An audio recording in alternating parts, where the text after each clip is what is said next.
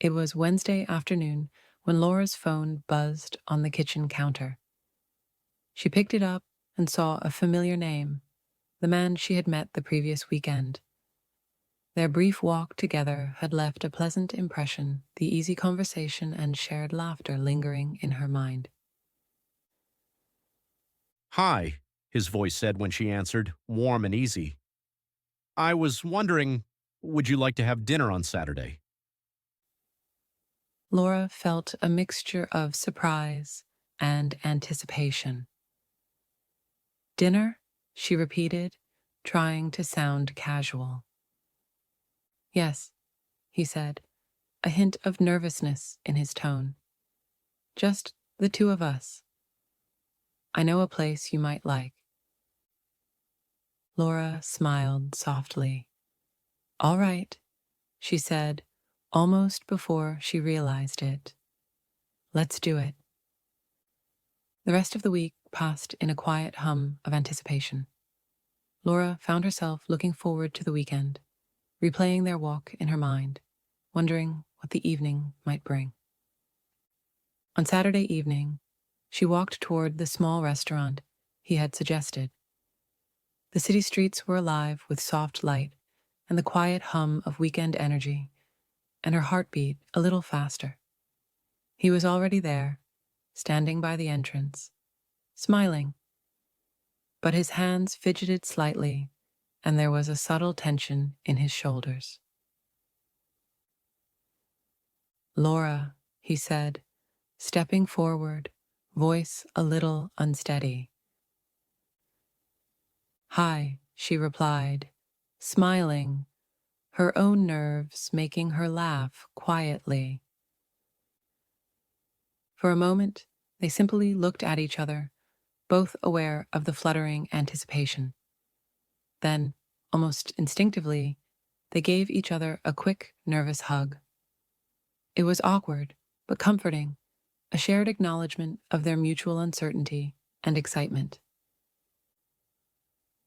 This place looks cozy, Laura said, letting go of the hug and feeling a small warmth spread through her chest. They were seated at a quiet corner table. He glanced at the menu briefly, then looked up. I thought we could order something simple. I want to hear about your week.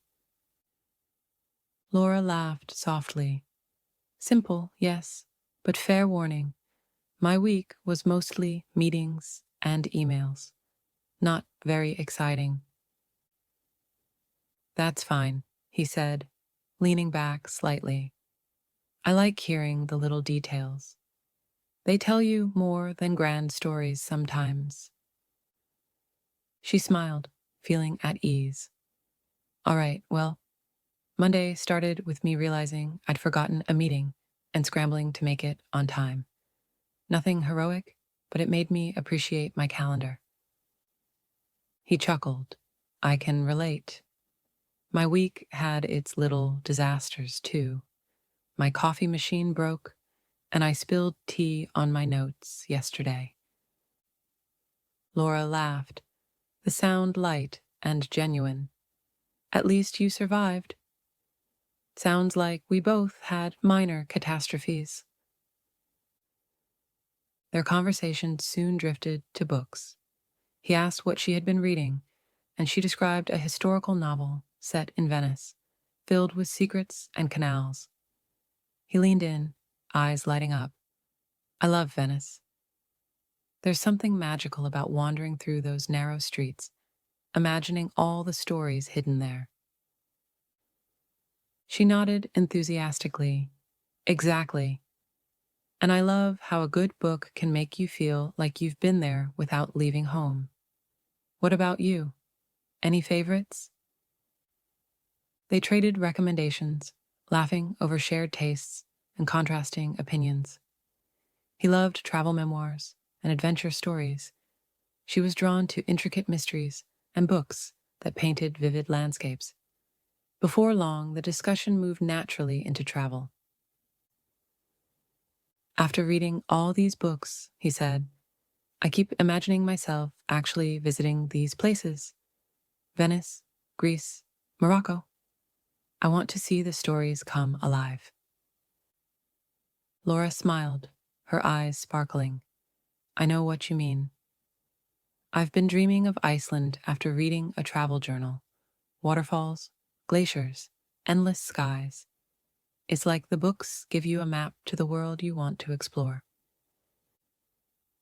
They spent the rest of dinner weaving through books, cities, and imaginary adventures, imagining trips they might take, and sharing little fantasies about the streets and cafes they would visit together.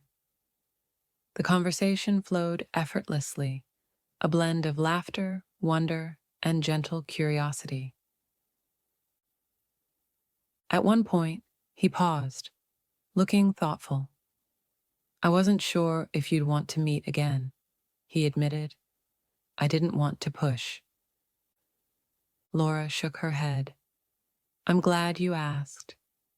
I was curious, and a little excited, I guess. You make it easy to be curious. He smiled, a quiet warmth in his eyes. I feel the same. You make it easy to enjoy the moment. By the time dessert arrived, the evening had become a small world of its own, intimate, joyful, and unexpectedly light. Laura realized she hadn't felt this ease in a long time. As they left the restaurant and stepped onto the quiet, lamplit street, Laura felt the night settle around her like a soft, comforting blanket. She looked up at him, and without thinking, she stepped closer. Their eyes met, holding a shared, gentle intensity. He lifted his hand and brushed it softly against her cheek. Laura's breath caught. Slowly, deliberately, he leaned down toward her, and their lips met in a tender, soft kiss, the kind that felt both fragile and certain, a quiet promise in the stillness of the night.